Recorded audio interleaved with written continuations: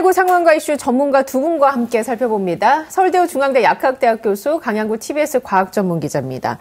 오늘은 한 4가지 정도의 얘기를 해보겠습니다. 일단 현재 상황을 좀 짚어보고요. 그리고 두 번째로 서울시에서 조금 뒤에 발표하는 서울형 거리두기와 관련한 이야기를 좀 나눠보겠습니다. 이어서 아스트라제네카 백신 접종이 재개가 됐죠. 관련된 여러 가지 논란이 있는데 크게 2가지 정도 살펴보고, 그리고 네 번째로는 백신 접종이 꽤 진행된 이스라엘 교민분을 한번 연결해서 현재 상황은 어떤지 체크를 해보겠습니다. 자, 오늘 0시 기준으로 신규 확진자가 587명 나왔습니다. 엿새 만에 600명 아래로 떨어지긴 했는데 아무래도 주말 영향을 받은 것으로 보입니다. 자, 오늘 상황 두 분 어떻게 평가하고 계십니까? 예, 오늘 상황이 여전히 좋지 않습니다. 평일에 보통 평균 검사 건수가 45,000여 건 정도 되는데요. 오늘과 어제는 다 그것의 절반 수준에 머무르고 있습니다. 그렇기 때문에 온전히 반영이 된다 이렇게 보기는 어렵습니다. 언제나 수목금토가 중요하다 그랬는데 지금의 상황으로 미뤄보건대 이번 주 수목금토에는 제 생각으로는 아마 처음으로 800명대도 나오지 않을까 이렇게 조심스럽게 예측이 되고 있습니다. 각종 지표들이 다 나쁩니다. 감염 경로 불분명이 거의 30%, 감염 재생산 지수가 제 생각으로는 1.1에서 1.2 정도 되는 것으로 보이고요.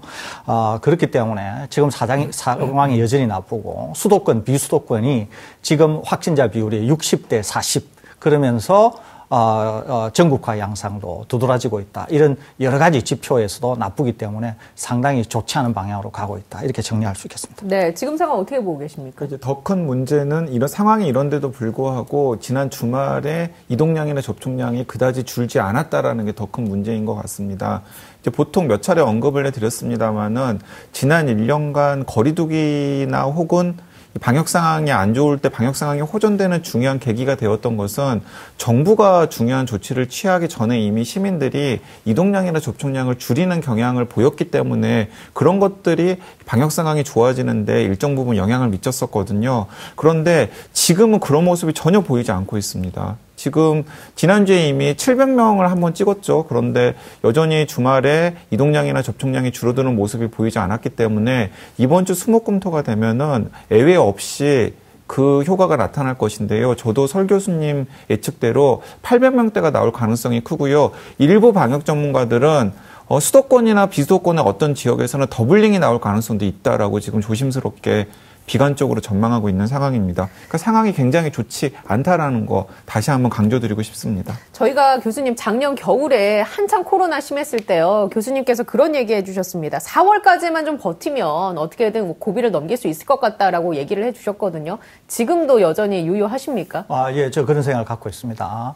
제가 이제 4월 달까지가 제일 위험한 구간이고 그때까지만 우리가 잘 견디게 되면은 굉장히 좋은 방향으로 갈 거다. 제가 그렇게 말씀을 드렸는데요. 그 첫 번째 이유가 뭐냐 하면은 이제 4월이 지나게 되면은 다소 야외 활동을 할 수 있는 계절적인 요인이 찾아온다는 거하고 두 번째는 그 당시에 얘기할 때는 백신 접종이 상당히 속도감 있게 될 것이라고 하는 판단이 있었습니다. 그런데 지금 우리나라에 있어서 백신 접종이 여러 가지 이유 때문에 그때 예측한 것과는 달리 상당히 늦어지고 있거든요. 그러니까 이런 요인들 때문에 지금 어려움이 있는데 여전히 우리가 애초에 생각했던 대로 밀고 나가게 되면 4월 말까지가 가장 어려운 구간이 될 건데 그러지 않으면 이것은 다소 늦춰져서 더 어려운 구간이 좀 더 남아있게 될 가능성이 있기 때문에 그런 점에서 상당히 우려스럽고 조금 있다가 백신 문제를 다루면서는 여러 가지 중요한 이야기들이 있는데 그때 가서 소상히 조목조목 짚어서 말씀드리도록 하겠습니다. 제가 방금 설 교수님께서 이 백신 이야기를 하셨으니까 제가 잠깐만 언급해 드리면 그 최근에 모든 상황이 다 안 좋아지고 있는데 딱 한 가지 정체되어 있는 지표가 하나 있습니다. 그 위중증 환자 숫자가 100명에서 그냥 중증 딱 머물러 있거든요. 이게 이렇게 위중증 환자가 머물러 있는 이유 가장 큰 이유는 뭐냐면 요양원이나 요양병원 같은 노인 요양시설 집단 감염 사례가 거의 나오지 않고 있습니다. 그런데 알다시피 이 노인 요양시설 같은 경우에는 2월 말부터 시작된 백신 접종의 최우선 시설이었기 때문에 어느 정도 백신 접종이 지금 마무리가 된 상황이거든요. 그 백신 접종이 마무리된 곳과 노인 요양시설에서 눈에 띄는 집단 감염이 나오지 않은 곳과 아주 강한 인과관계가 있다라고 생각합니다. 노인 요양시설 집단 감염이 나오지 않으니까 백신 때문에 위중증 환자가 늘지 않은 것이고 그렇기 때문에 이제 지금 방역 상황이 굉장히 안 좋아지고 있는데도 사망자나 혹은 위중증 환자가 이제 급증하는 현상이 아직까지는 나오지 않고 있다라는 것입니다. 의료 체계가 안정적이다라고 볼 수 있겠군요. 백신 현재까지는요. 덕분에. 현재까지는. 네. 제가 왜 그 질문을 드렸냐면 이제 저는 걱정되는 게 지금 이 상황이 계속 유지가 돼서 4월 말 5월 초에도 연휴가 있지 않습니까? 여러 가지 상황이 닥치면서 좀 더 힘든 국면으로 빠지지는 않을까 해가지고 한번 드려본 말씀이고, 추이는 저희가 계속해서 전해드릴 테니까요. 오늘 할 얘기가 많아서 일단 백신 접종이 시작되면서 일상으로 복귀하는 나라를 꼽으라면 이스라엘을 꼽을 수가 있겠죠. 이스라엘이 백신 접종 모범 국가로 꼽히고 있는데, 자, 그곳 한번 연결을 해서 현지 상황 어떤지 좀 들어보겠습니다. 지금 나와 계신가요, 김정성님? 네, 여기 있습니다. 예. 자, 오늘 이스라엘 얘기를 좀 다뤄볼 텐데, 하루에 확진자가 얼마씩 나오고 있습니까? 네, 어제는 지금 80명대 나왔고요. 아마 주말이기 때문에 그랬던 것 같고, 지난주 평일에 200명대로 나오고 있습니다. 예. 이게 예전과 비교하면 많이 줄은 수치죠? 지금 계속 줄어들고 있고요. 이스라엘이 안 좋은 상황이었을 때 3차 봉쇄 때 10,000명까지 올라갔었는데 지금은 상당히 줄어있는 상황입니다. 예. 그래서 이게 숫자가 줄다 보니까 마스크 벗는 실험 이런 거를 하고 있다고 들었습니다. 일단은 그 마스크 벗기 실험이 먼저 군에서 현재 이루어지고 있는 건가요? 네, 현재 군에서 이루어지고 있는데요. 특정 이제 부대 같은 경우에 백신 접종률이 90%가 넘은 부대가 있는데요. 이런 부대 같은 경우에 야외 훈련이나 활동 때 마스크를 쓰는 게 상당히 어렵기 때문에 군 부대 같은 경우에 그래서 야외 훈련과 활동 시에 마스크를 벗었을 때 과연 얼마나 감염률이 올라갈지에 대해서 한번 확인해 보겠다고 그런 실험을 하고 있습니다. 그 이스라엘은 봉쇄 조치도 하나씩 풀고 있다고 들었습니다. 어디까지 방역을 완화하고 있는지도 궁금합니다.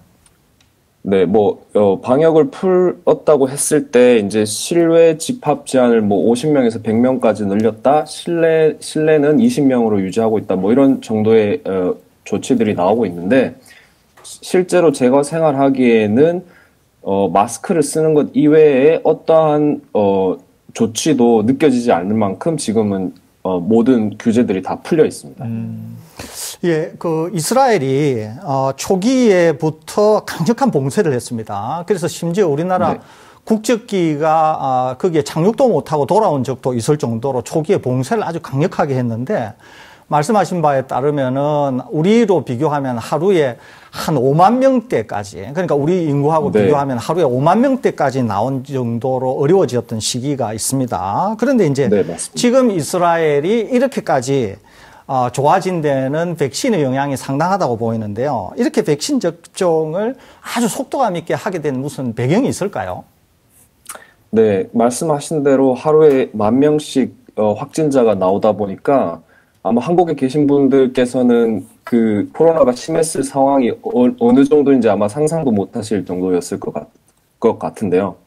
그래서 이제 이스라엘 정부 입장에서 어떤 방역 조치도 제대로 이루어지지 않으니까 사실 백신 말고는 이 위기를 타개할 수 있는 방법이 없었다고 보시면 됩니다. 예. 그래서 이스라엘이 상당히 백신을 물량을 확보하기 위해서 상당히 공을 들였고 마침 또 화이자 쪽에서 이제 이스라엘 실제 화이자 백신을 적용했을 때의 임상 데이터를 받는 조건으로 이제 화이자 백신 물량을 충분히 공급해주겠다라는 조건을 제시했고요.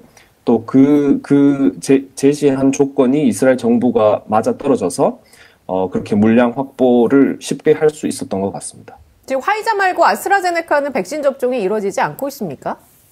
네, 100% 이스라엘 같은 경우에 화이자 백신만 접종되고 있습니다. 그럼 백신 수급은 잘 되고 있나요, 현재? 네, 현재까지는 백신을 맞고자 하시는 분들은 모두 다 맞으실 수 있는 상황인 것 같은데요. 근데 지금 이제 최근에 뉴스에서는 이제 여기 이스라엘의 정치 상황이 안 좋다 보니까 이제 앞으로 백신 물량 확보가 조금 어렵지 않나라는 뉴스도 나오고 있는데 현재까지는 백신을 맞고자 하시는 분들은 다 맞을 수 있는 상황입니다. 김정성님은 맞으셨나요, 백신? 네, 저도 다 맞았습니다. 별 반응은 없었고요, 몸에서. 네, 화이자 백신 같은 경우에 1차 백신 접종 이후에는 전혀 저 같은 경우에는 반응이 없었고요. 2차 백신 접종 후에 저 같은 경우에는 약간의 근육통을 느끼는 정도? 그 정도로 넘어갔습니다. 네. 알겠습니다. 자, 이스라엘 상황 정리해 주셔서 감사합니다. 네, 감사합니다. 네, 지금 현지에 거주하고 계시는 김정성 님과 함께 얘기를 나눠봤습니다. 지금 이스라엘 같은 경우는 뭐 봉쇄가 많이 풀려서 이제 일상으로 하나둘씩 다 돌아가는 것 같은데 우리는 언제쯤 이스라엘처럼 될 수 있을까요? 그러니까 이제 김정성님께서 굉장히 의미심장한 이야기를 해주셨는데요. 이스라엘 같은 경우는 사실은 마스크를 일상생활에서 착용하는 것 외에는 전혀 제약이 없는 것과 비슷하게 느껴진다라고 이야기를 했잖아요. 사실은 그 정도 상태로 가야 사실 이제 백신의 효과를 완전하게 보면서 우리가 일상으로 이제 돌아갈 준비를 이제 본격적으로 하는 것이라고 생각을 할 수 있습니다. 그런데 그러기 위해서는 이스라엘처럼 돼야 돼요. 그러니까 굉장히 속도감 있게 빠른 시간에 백신이 대량 접종이 가능해져서 한 전 국민의 60% 이상이 최소한 한 번 이상이라도 백신을 접종하는 상황이 되어야 되거든요. 거기에다가 또 이스라엘과 우리나라의 차이점이 있는데 이스라엘은 우리나라와 빗대 보면은 거의 5만 명 정도의 확진자가 하루에 나올 정도로 방역 상황이 굉장히 안 좋았었습니다. 방역 상황이 안 좋았다는 얘기는 무슨 말이냐면은 그만큼 이스라엘 시민들 중에서는 항체를 가지고 있는 사람들의 숫자가 많다라는 거예요. 그러니까 항체를 가지고 있는 사람들의 숫자가 많은 데다가 백신도 굉장히 빠른 속도로 대량 접종이 이루어졌기 때문에 다른 나라들보다 굉장히 빨리 지금 일상으로의 복귀를 지금 준비를 하게 되는 상황이 되는 거거든요. 이제 우리나라 같은 경우에는 이스라엘과는 비교할 수 없이 지난 1년간의 방역 상황이 좋았기 때문에 항체를 가지고 있는 사람들의 숫자가 굉장히 적습니다. 그렇기 때문에 이스라엘보다 훨씬 더 빠른 속도로 훨씬 더 많은 사람들에게 백신을 접종해야 되는 일이 이제 있는데 지금 그걸 우리나라가 못하고 있기 때문에 지금 굉장히 답답한 상황인 거죠. 예, 우리가 이제 영국 상황 또 이탈리아 상황도 지켜보고 오늘은 이제 이스라엘 상황을 봤는데 이스라엘 상황에서는 우리가 확실히 더 알 수 있게 된 것은 뭐냐면은 백신의 효능이 얼마나 중요한가 하는 걸 확실히 우리가 알 수 있게 됐습니다. 무슨 말인고 하니? 제가 아까 질문에서도 말씀드린 것처럼 이스라엘은 우리 인구로 대비할 경우에 하루에 5만 명에서 7만 명의 확진자가 나온 적도 있습니다. 그렇기 때문에 이스라엘 상황은 너무도 나빴습니다. 그런데 아까 제가 말씀드린 것처럼 이스라엘은 코로나19가 터지자마자 국경을 봉쇄한 몇 안 되는 국가 중에 하나였습니다. 그럼에도 불구하고 국가가 엄청난 위험에 쌓여들었다는 거죠. 그러는데 이스라엘이 지금과 같이 반전을 이루게 된 것은 오로지 백신의 효과로 이외에는 설명할 방법이 없습니다. 그럴 정도로 백신의 효과는 뛰어나다는 거죠. 그런데 우리에게는 이스라엘과 같은 좋은 기회가 있었음에도 불구하고 우리가 곧 다루게 될 건데 아스트라제네카와 관련해서 각종 잡음이 생기면서 이스라엘의 길로 갈 수 있었던 기회를 놓치고 있는 게 아닌가 하는 상당한 안타까움이 있어서 여러 가지 우리가 좀 지금으로서도 감안해서 우리가 생각해 봐야 될 게 많지 않나 이런 생각이 듭니다. 네, 그러면 관련해서 얘기를 좀 더 발전시켜 보죠. 이스라엘은 화이자 백신을 마치고 있고 지금 우리나라가 손에 쥔 백신은 아스트라제네카가 주로 있다라고 얘기를 해도 무방할 겁니다. 이런 상황 속에서 희귀혈전증 발생과 같이 이런 안전성 논란 때문에 접종이 보류가 됐었죠. 그런데 다시 아스트라제네카 백신 접종을 하는 게 오늘부터 이제 재개가 됩니다. 백신 접종으로 인해서 얻게 되는 예방 효과가 백신 접종으로 인한 부작용보다 부작용의 위험보다 훨씬 크다라는 얘기에서 이게 이제 다시 재개가 됐는데 관련된 내용 일단 간략하게 좀 정리를 해주시죠.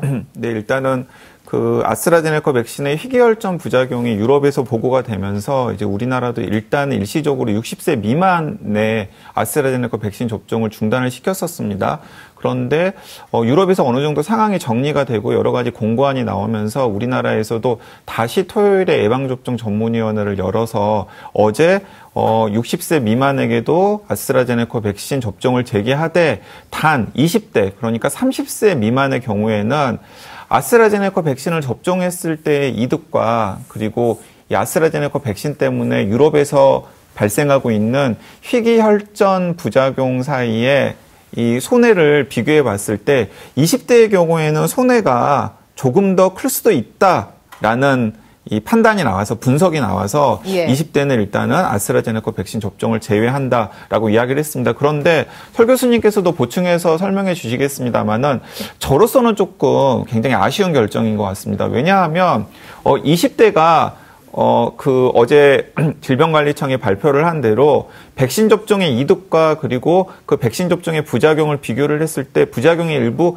크다라고 나오는 분석 결과가 저는 동의할 수가 없습니다. 왜 동의할 수 없냐면 여러 가지 이제 이유가 있는데요. 일단은 20대 같은 경우에는 20대가 바이러스에 감염되어서 중증으로 이어지거나 치명률이 높아지는 일은 벌어지지 않습니다만은 그 20대 때문에 바이러스가 60대나 70대, 80대에게 전파가 되어서 60대, 70대, 80대의 치명률을 높이는 일을 지금 일으키고 있습니다. 예. 거기에다가 또 20대가 유행을 주도하고 있기 때문에 20대가 유행을 주도하기 때문에 우리가 계속해서 거리두기를 지속시켜야 되고 또 거리두기를 격상해야 되는 문제들이 생기고 있지 않습니까? 거기서 발생하는 사회경제적 비용 그리고 또 그런 사회경제적 비용 때문에 당사자인 20대가 취업이라던가 교육이라던가 혹은 창업 등에서 잃어버린 기회 등까지 염두에 둔다면 제가 생각하기에는 아스트라제네카 백신 이외에 다른 대안이 없는 상황에서 상반기에 20대를 백신 접종에서 제외하는 조치가 과연 종합적인 판단 속에서 나온 조치였는지에 대해서는 조금 아쉬움을 가지고 있습니다. 예. 교수님은 어떻게 보고 계십니까? 저는 너무 할 얘기가 많았어요. 제가 오늘 좀 쓴소리를 좀 해야 될 것 같은데요. 첫째 하나는 저는 지금 접종을 맡고 있는 컨트롤 타워가 지금 백신의 여러 가지 노이즈와 관련해서 저는 책임지고 사퇴해야 된다 이런 생각을 갖고 있습니다. 만일에 책임지고 사퇴하지 않을 경우에는 인사권자가 책임을 물어야 된다 이 생각을 갖고 있습니다. 제가 왜 그 생각을 갖고 있냐면 첫째, 여러 가지 백신 접종과 관련해서 문제를 해결하기보다는 스스로들이 문제를 만들거나 문제를 증폭시키고 있기 때문에 그렇습니다.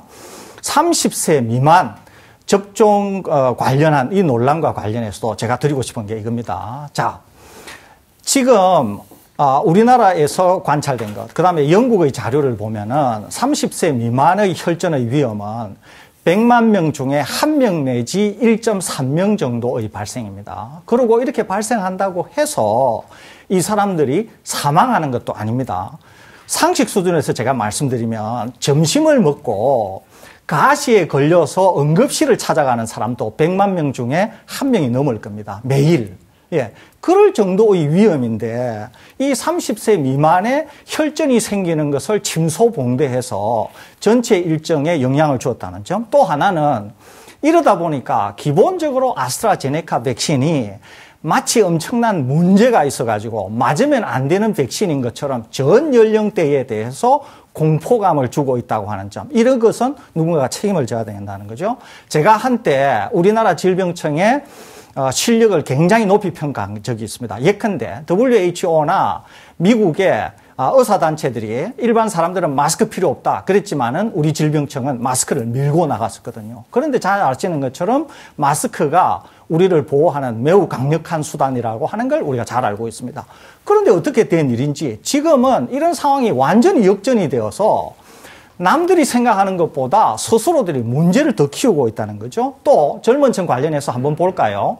어떤 국가는 젊은 층들이 감염 확산에 더 중요한 역할을 하고 있기 때문에 백신을 65세 이상이 먼저 맞아야 되기보다는 젊은 층이 먼저 맞아야 된다고 해서 젊은 층에게 먼저 접종을 하는 국가도 일부 있기는 합니다. 그런데 우리나라는 이 젊은 층에게 단지 혈전이 생길 위험, 그것만 얘기하고 이를 통해서 감염 확산이 되어서 전체 국가가 감염 확산의 위험이 있다든지 또는 이걸로 인해서 다양한 형태의 초래되는 위험에 대한 평가는 전혀 이루어지지 못한 채 단지 100만 명 중에서 1명이 생길까 말까 하는 그 위험성만 과대평가되어서 전체 백신 일정에 영향을 주었다고 하는 점. 이런 점에서 저는 지금 백신 접종과 관련해서 책임을 맡고 있는 사람들이 상당히 문제가 많고 인사권자는 책임을 물어야 된다. 이 생각을 가지고 있습니다. 제가 그 시청자들 이해를 돕기 위해서 그 설대우 교수님께서 재미있는 비유를 해주셨기 때문에 딱 하나 그냥 비유를 또 추가를 하고 싶습니다.